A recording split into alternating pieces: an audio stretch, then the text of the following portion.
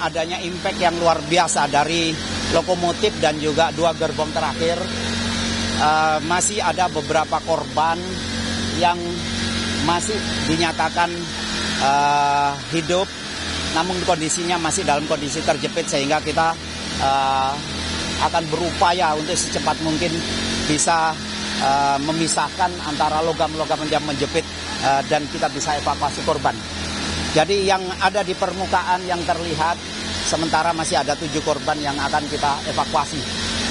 Untuk total korban tentunya kita akan tuntaskan nanti, bahwa antara himpitan dari lokomotif dan 2 gerbong ini mudah-mudahan bisa kita selesaikan sehingga kita tahu persis bahwa seluruh korban bisa kita evakuasi. Mungkin itu update yang kita laksanakan. Pak, ini ada korban itu yang masih di dalam ini laki-laki atau perempuan atau keadaannya seperti apa, Pak? Yang kita lihat secara fisik semuanya perempuan. Karena ini memang gerbong dan sekarang langsung dalam penanganan medis, sehingga pada saat mereka mengalami rasa sakit yang berlebihan diberikan tindakan medis untuk mengurangi rasa sakit. Karena memang kondisi khususnya kaki dalam posisi terjepit. Mungkin itu. Masih bisa. Mohon doanya mudah-mudahan tim SAR dengan peralatan yang ada memang dalam space yang sangat terbatas, sehingga kita berupaya untuk memaksimalkan dari seluruh potensi yang memiliki kemampuan khusus, karena memang kejadian ini membutuhkan penanganan khusus. Itu yang perlu kita sadari bersama. Konfirmasi mungkin Pak, ini kan bornya kan nyala terus ya Pak dari tadi Pak. Kita lihat bahwa ini sebenarnya kendalanya apa Pak, dan juga bagian-bagian mana sih Pak yang sedang di bor?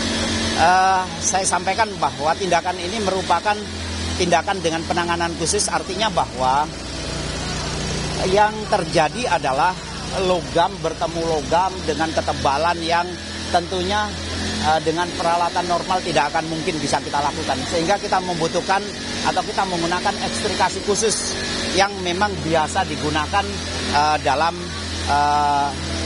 logam-logam, khususnya bahan-bahan yang ada di material gerbong. Pak, kalau dalam hitungan angka ini sudah berapa persen untuk evakuasi? Kan sudah tadi juga saya lihat ada logam kemudian juga ada kursi-kursi yang sudah diamankan ya untuk 60% mungkin sudah bisa kita lakukan. Namun tentunya walaupun tinggal 40%, bahwa logam-logam yang memang kita pisahkan ini merupakan logam-logam dengan kekuatan yang agak ekstra. Ada berapa personil yang diturunkan untuk evakuasi? Secara keseluruhan memang kita belum update jumlah personil SAR yang tergabung. Karena memang di sini tergabung mulai dari Basarnas sendiri, kita mengerahkan 2 tim Basarnas Special Group, kemudian seluruh kantor SAR Jakarta juga ikut terlibat di sini, kemudian dari TNI, dari Polri, kemudian potensi yang ada di wilayah Jakarta, kemudian dari teman-teman BNPB dan teman-teman Damkar yang memiliki peralatan juga ikut tergabung di sini.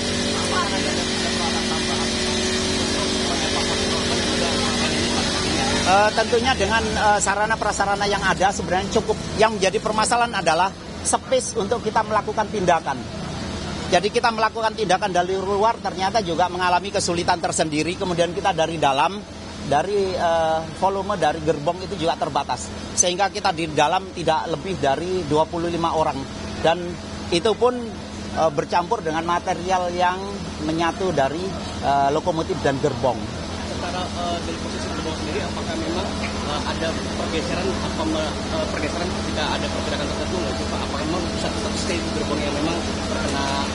Kita tidak akan pernah melakukan pergeseran gerbong karena masih ada korban yang kita pastikan bisa kita ajak komunikasi dalam kondisi hidup. Karena tidak kepingin ada pergerakan sehingga malah memperburuk kondisi korban.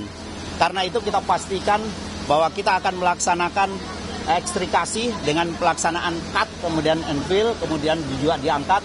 Dan itu yang kita lakukan secara perlahan-lahan sampai bisa memisahkan antara badan korban dengan material yang menghimpit. Itu yang akan kita lakukan.